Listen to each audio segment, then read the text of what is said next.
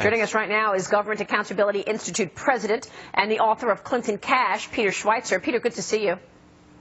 Good morning. I'm glad you're here. We have a lot to discuss with you this morning, and congratulations on this, the graphic novel of Clinton Cash. I'll talk about that with you in a second. But what's your take on a Clinton ally donating to the wife of an FBI official who, of course, becomes the #2 guy at the FBI and who later oversees the Clinton email server investigation?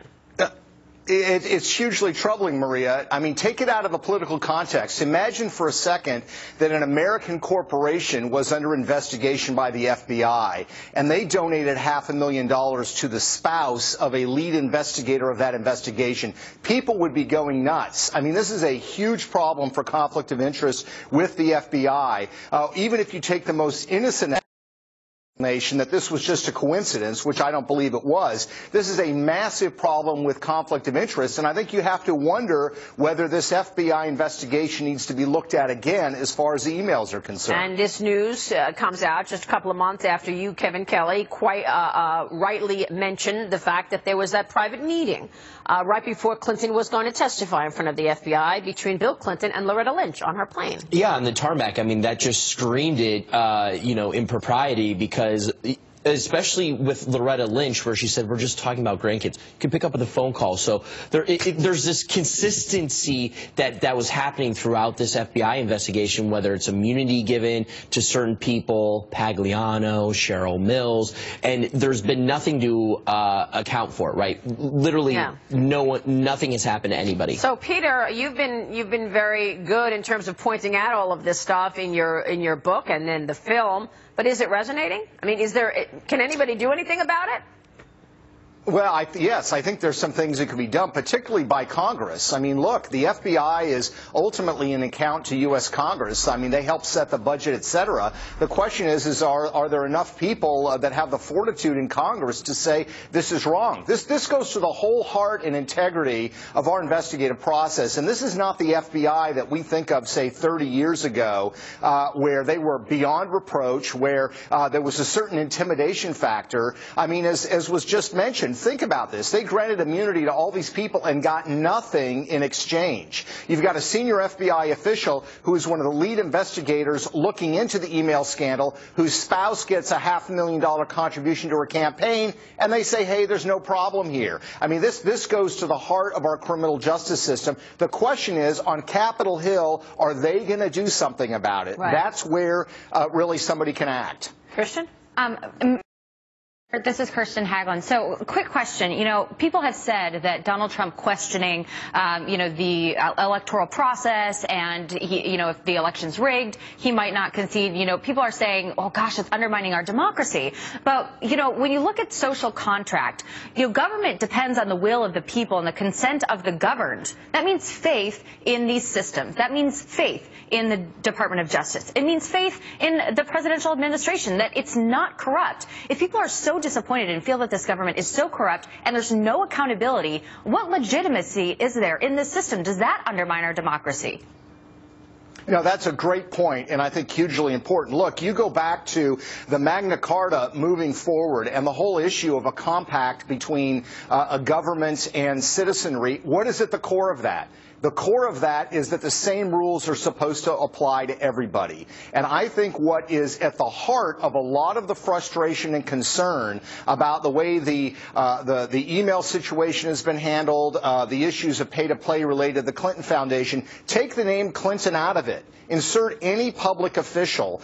It goes to the heart of this question of why are there different rules for people with certain names, and those rules don't apply to them, but they apply to the rest of us. And so, yes, it goes to the integrity of our system. And look, this is a problem that's going forward beyond the Clintons. Whether she wins or not in November, this goes to the heart and the question of who's going to be held to the same standard with our political leaders. And if this is allowed to stand, we can expect more of this from political leaders from both political parties that have names that are not Clinton. And then there are other stories as well, which I'm not sure if they're resonating, but obviously you've got Patrick Kennedy, #2 guy under Hillary Clinton at the State Department, undersecretary, who tried to do a quid pro quo deal with the FBI. Well, if you declassify this Benghazi email will allow more FBI agents to go where they want to go abroad. And then you've got, of course, the Morocco story, that Hillary Clinton tried to get the King of Morocco to send $12 million into the Clinton Foundation. Now, at that time, she was out of her Secretary of State job.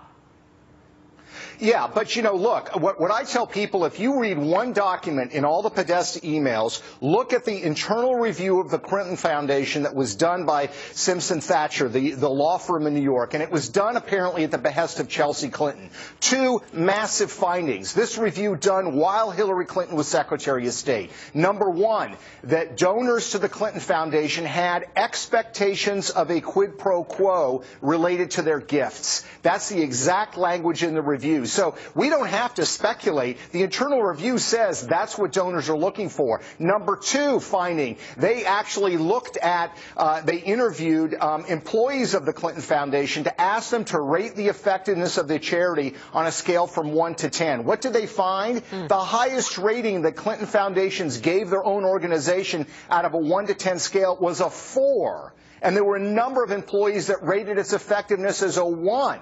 So, you know, the debate over whether there is pay-to-play involved, whether the Clinton Foundation is a legitimate charity or not, was settled in 2010 by Simpson Thacher. That's exactly what they found. Let me switch gears, ask you about another exclusive report that we wanted to get to. When banks are sued by the Department of Justice, we know right now that the Department of Justice is trying to get upwards of $14 billion from Deutsche Bank. We don't know what that number is ultimately going to be. Where does that money go? I mean, does it allegedly help fund political nonprofit groups? Because this is what the Government Accountability Institute is saying, and we've got this exclusive report. Yes, that's right, Maria. We've got a report coming out today. Everybody can get it at cronyism.com. What we looked at is what the Obama Department of Justice has done when they've gone after banks, whether it was related to mortgage-backed securities or lending practices going back to the 2008 financial crisis. And what you find is that a lot of the money is not actually going to pay the victims. That money is being steered by the Department of Justice to fund progressive liberal organizations, more than $650 million worth. And that money is being steered towards political activism. And in fact, the Department of Justice is giving these large financial institutions, which have allegedly, you know, conducted in this bad behavior, they're giving them a $10 to 1 discount. If they will give $1 to a progressive organization, that wipes $10 off the slate in terms of what they owe the federal government as related to their financial activities. So this is a massive problem, and it shows that a lot of the activities of the Department of Justice under President Obama has not been about actually making the victims whole as it relates to these financial activities, but actually funding left-wing groups. This is incredible. Can this get any worse? Panel? I'm sure. Yes, yes, they act like they're, we are protecting the individual. We want $12 billion from you because you had bad mortgage deals, and then part of the money goes to fund progressive groups. I have full faith in Loretta Lynch, please. She's done so well. Let's let her run it. It can't get worse because if you look at the Clintons, because they've been unchecked. Right. They're still unchecked. Do you think that anything's going to get in the way of increased abuse of power if she wins the White House? Right. That's it. Peter, thank you so much. Great work. Thank you. Good to see you, sir. Peter